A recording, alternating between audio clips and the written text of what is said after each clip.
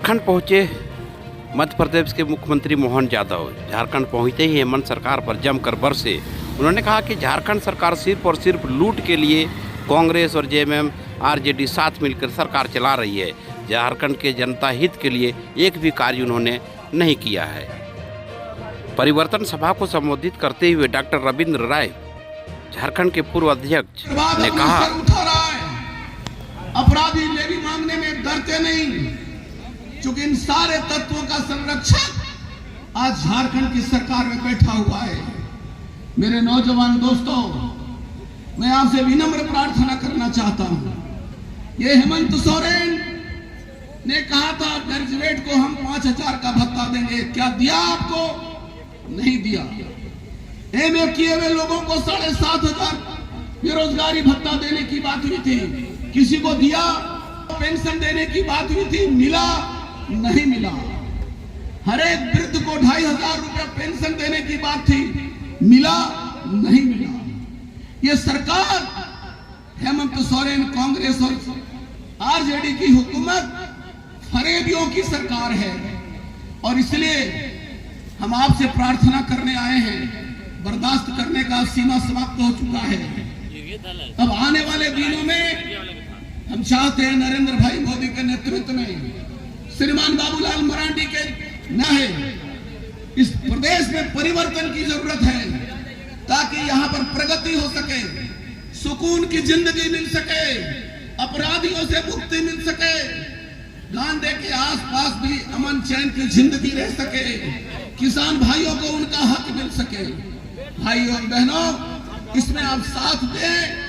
आने वाले दिनों में लोकतंत्र का बड़ा महापर्व होने वाला है। ताकत आपके हाथों में है। एक परिवार संथाल परगना में साहेबगंज से लेकर के गांडे। परिवर्तन सभा में केंद्रीय मंत्री सह कोडरमा सांसद अन्नपूर्णा देवी भी पहुंची। वो भी कहां चुप रहने वाली थी। उन्होंने भी झारखंड सरकार को जमकर घेरा। आप सभी जानते हैं कि 20 तारीख से ये परिवर्तन यात्रा की शुरुआत हुई है, और 20 तारीख को बहुत सारे हमारे सम्मानित साथी झारखंड धाम गए होंगे।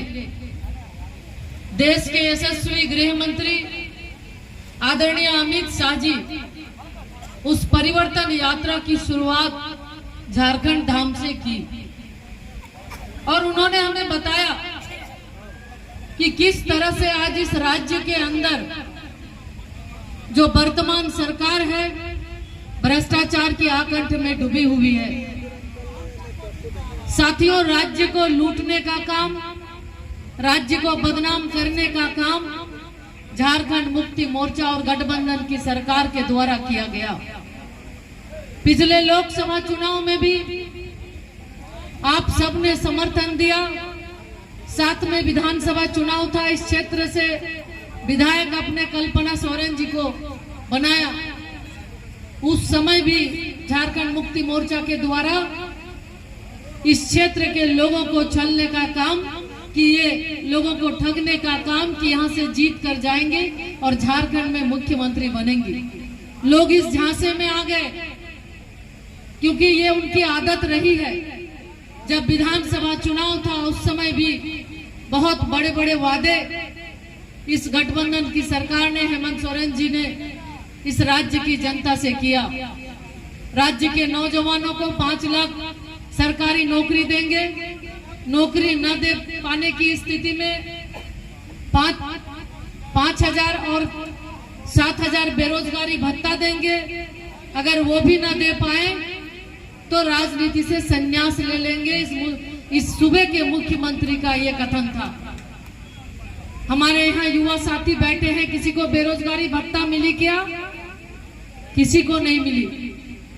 महिलाओं को चूल्हा खर्च के 72,000 रुपया सालाना देंगे, लेकिन वो भी 72,000 हमारी महिलाओं को नहीं मिला। आज जब चुनाव उनके सर पे है, तब महिलाओं की, बहनों की याद उन्हें आई, और 1,000 रुपया मैया सम्मान के रूप में वो अभी लोगों को लुभाने के लिए हमारी महिलाओं को वो दे रहे हैं। लेकिन मुख्यमंत्री जी से हम कहना चाहेंगे, हेमंत सोरेन जी, राज्य की जनता अब आपके झांसे में नहीं आने वाली। जिस तरह से प्रदेश को आपने बदनाम किया, जल जंगल जमीन की बात करने वाले, इस प्रदेश को बदनाम करने का काम, छलने और लूटने का काम आपने किया है। अब राज्य की जनता समझ गई है कि डबल इंजन की सरकार के क्या फायदे हैं। आदरणीय मुख्यमंत्री जी मध्य प्रदेश के हमारे बीच है। केंद्र में भारतीय जनता पार्टी की सरकार, एनडीए की सरकार, और मध्य प्रदेश में भी भारतीय जनता पार्टी की सरकार, जहां डबल इंजन की सरकार होती है, तेज गति के साथ राज्य का, प्रदेश का विकास होता है। साथियों, पूर्व में भी 5 वर्ष पूर्व भारतीय जनता पार्टी की सरकार इस झारखंड प्रदेश में भी थी। माननीय रघुवर दास जी के नेतृत्व में सरकार बनी थी।